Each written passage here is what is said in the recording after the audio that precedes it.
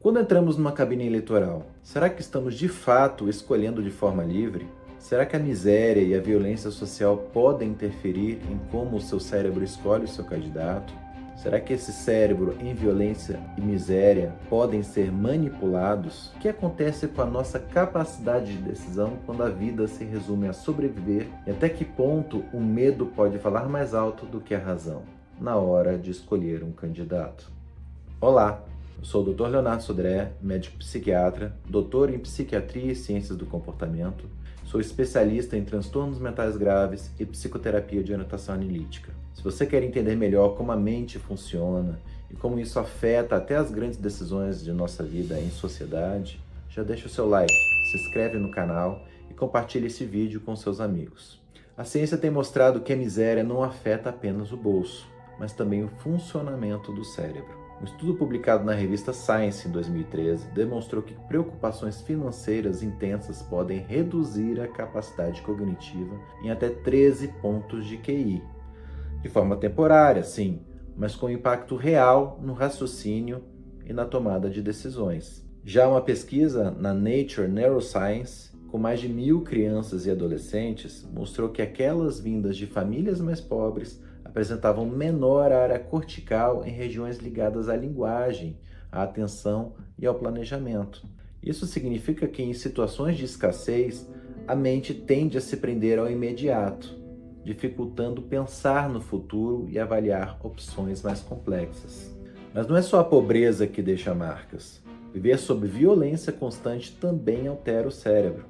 Pesquisas com exames de ressonância magnética mostram que crianças expostas à violência familiar apresentam uma amígdala muito mais reativa. Essa região é responsável por detectar ameaças. Ao mesmo tempo, a comunicação entre essa amígdala e o córtex pré-frontal, que ajuda a regular as emoções, fica comprometida. E o resultado qual é? O cérebro fica em alerta constante, sempre pronto para reagir ao perigo, mas com menos capacidade de refletir e se regular diante de situações complexas.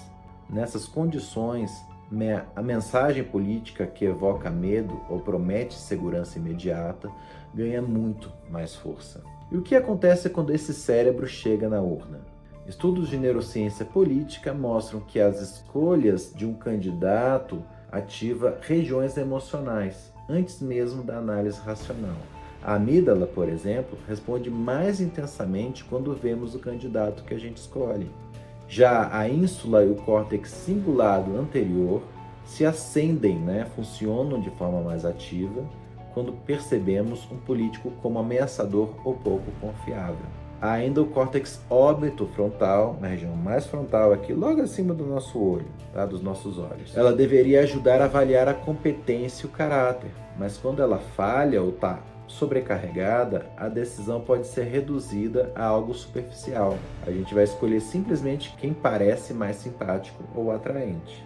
Além disso, quando informações contrárias ao candidato preferido aparecem, o nosso cérebro aciona áreas ligadas à emoção, como o córtex pré-frontal ventromedial e a ínsula, em vez de áreas de raciocínio frio. Isso é o que a gente chama de raciocínio motivado, quando a gente escolhe com o coração e não com a lógica. Agora imagine esse cenário junto. De um lado, a pobreza, que drena recursos cognitivos e prende a mente ao presente imediato, e de outro, a violência, que coloca o cérebro em estado de alerta, sempre reagindo ao medo. O que vemos nas pesquisas é que, nessas condições, o eleitor se torna mais vulnerável a mensagens simples, emocionais, muitas vezes baseadas em ameaça ou promessas de soluções rápidas. E aqui é um risco importante. Existem políticas que de fato melhoram a segurança e reduzem a desigualdade, mas também existem propostas que funcionam como um lobo em pele de cordeiro, medidas que parecem oferecer um alívio imediato, um benefício financeiro, uma ajuda alimentar, uma promessa de proteção, mas que podem ser usadas como moeda de troca, explorando justamente a situação de miséria e insegurança e a dificuldade de analisar de forma mais crítica e racional a situação que está sendo vivida ali naquele processo eleitoral.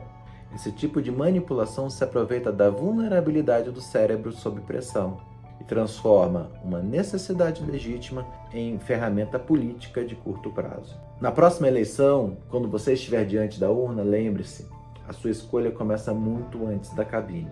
Ela nasce de forma como o seu cérebro reage à miséria, à violência, ao medo e à esperança. E eu quero deixar uma pergunta para você refletir comigo. O que acontece com o ato de votar de quem vive sob violência e miséria todos os dias? Você acha que a capacidade dessa pessoa está comprometida? Você acha que o voto dessa pessoa é válido? Se esse tema fez você pensar, deixe o seu like, compartilhe o seu vídeo, se inscreva no canal. E o mais importante, deixe a sua opinião nos comentários. Eu sempre leio e respondo os mais relevantes. Um abraço, até mais.